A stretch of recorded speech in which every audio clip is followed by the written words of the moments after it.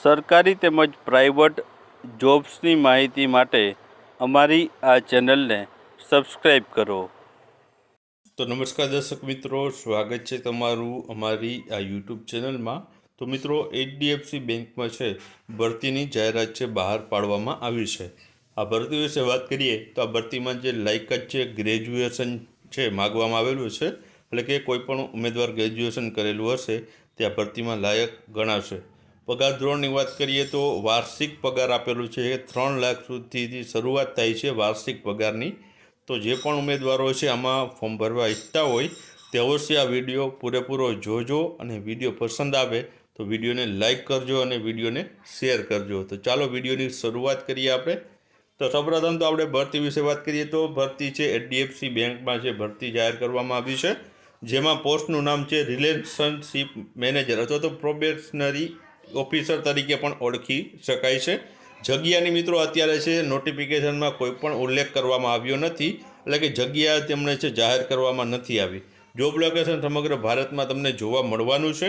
અરજી કરવાની છેલ્લી તારીખની વાત કરીએ તો 7/2/2025 છે અરજી કરવા માટેની છેલ્લી તારીખ છે. તો ત્યાં સુધીમાં અરજી કરવાની રહેશે અને ઓનલાઈન અરજી તમારે કરવાની રહેશે. ત્યારબાદ આગળ વાત કરીએ તો આ એચડીએફસી રિલેશનશિપ મેનેજર અથવા તો પ્રોબેશનરી ઓફિસર માટે જે શૈક્ષણિક લાયકાત શું માગવામાં આવી છે તો માન્ય યુનિવર્સિટીમાંથી ઓછામાં ઓછા 50% માર્ક સાથે પાસ થયેલા હોય છે સ્નાતક, અને ઉમેદવારે ઓછામાં ઓછા 50% માર્ક ધોરણ 10 અને 12માં પણ હોવા જોઈએ અને ગ્રેજ્યુએશનમાં પણ 50% માર્ક મેળવવા જરૂરી છે.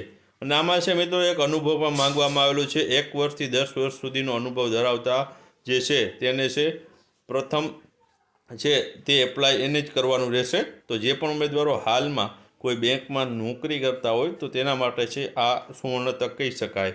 ત્યારબાદ આગળ વાત કરીએ તો આમાં ઉંમર મર્યાદા કેટલી છે તો મહત્તમ ઉંમર મર્યાદા આપેલી છે 35 વર્ષ સુધી છે મહત્તમ ઉંમર મર્યાદા છે રાખવામાં આવેલી છે. આ ઉપરાંત છે આમાં અરજી ફી કેટલી રાખેલી છે તો આમાં બધા જ માટે છે જે અરજી ફી છે 479 રૂપિયા ફી રાખેલી છે અને ઓનલાઈન માધ્યમથી તમારે છે આ ફી ભરવાની રહેશે. ત્યારબાદ પસંદગીની પ્રક્રિયા કઈ રીતના થશે તો સૌપ્રથમ તો જે પણ આમાં એપ્લાય કરશે તેને ઓનલાઈન ટેસ્ટ આપવાની રહેશે, જેમાં અંગ્રેજી ભાષા છે, પછી છે સંખ્યાત્મક ક્ષમતા અને તર્ક ક્ષમતા, એટલે કે અંગ્રેજી ભાષા અને છે તમારે છે જે રિઝનિંગના પ્રશ્ન પૂછવામાં આવશે.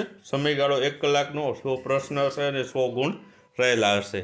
પછી આમાં પાસ થયા બાદ તમને અંગત મુલાકાત માટે બોલાવવામાં આવશે, જેમાં ટેસ્ટમાંથી શોર્ટલિસ્ટ થયેલા ઉમેદવારોનું ઇન્ટરવ્યૂ માટે બોલાવવામાં આવશે અને અંતિમ પસંદગી તબક્કામાં એકીકૃત ગુણના આધારે છે જે તમે ગુણ મેળવ્યા હશે ઇન્ટરવ્યૂને બધા થઈને તેના આધારે છે તમારી છે જે પસંદગી કરવામાં આવશે. તબીબી પરીક્ષા અને છેલ્લે પરીક્ષણ કરવામાં આવશે. ઉમેદવારની તબીબી પરીક્ષા પાસ કરવી પડશે અને ચકાસણી કરવામાં આવશે તેના દસ્તાવેજો એટલે કે ડોક્યુમેન્ટોની. ત્યારબાદ આગળ વાત કરીએ તો આમાં પગાર ધોરણ કેટલો છે તો આપણે અગાઉ કહ્યું તે મુજબ પગાર ધોરણમાં વાર્ષિક આપેલો છે. 3 લાખથી શરૂઆત થાય છે અને 12 લાખ સુધી છે પ્રતિ વર્ષ છે વાર્ષિક પગાર ધોરણ આપવામાં આવશે.